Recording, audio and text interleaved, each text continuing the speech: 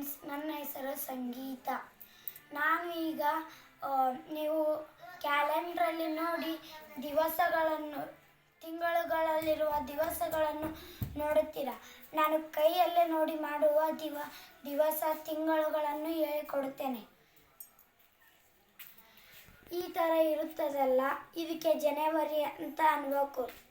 ಜನವರಿ ತೆಗೆಗೆ ಫೆಬ್ರವರಿ, March, April, May, June, ಜುಲೈ, ಆಗಸ್ಟ್, ಸೆಪ್ಟೆಂಬರ್, ಅಕ್ಟೋಬರ್, ನವೆಂಬರ್, ಡಿಸೆಂಬರ್.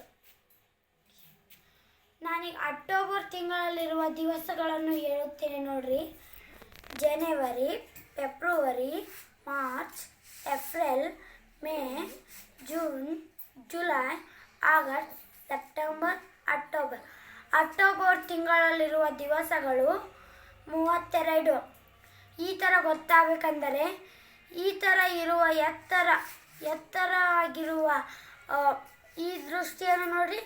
ಇದಕ್ಕೆ 31 ದಿವಸಗಳು ಬರುತ್ತದೆ. ಈ ಥರ ತೆಗ್ಗಿರುತ್ತದಲ್ಲ, ಇದಕ್ಕೆ 30 ದಿವಸಗಳು ಬರುತ್ತದೆ. ಈ ಫೆಬ್ರವರಿ ತಿಂಗಳಲ್ಲಿರುವ ದಿವಸಗಳು 31 ಅಲ್ಲ, 30 ಅಲ್ಲ, ಎಷ್ಟೆಂದರೆ 28 ಅಥವಾ 29. 28 ಫೆಬ್ರವರಿ ತಿಂಗಳಲ್ಲಿರುತ್ತದೆ. 29 ಇರುತ್ತದೆ, ಆದರೆ ಅದು 4 ವರ್ಷಕ್ಕೊಮ್ಮೆ ಬರುತ್ತದೆ. ಅದಕ್ಕೆ ಅಧಿಕ ವರುಷ ಎನ್ನುತ್ತಾರೆ. Thank you. ಜೈ ಹಿಂದ್.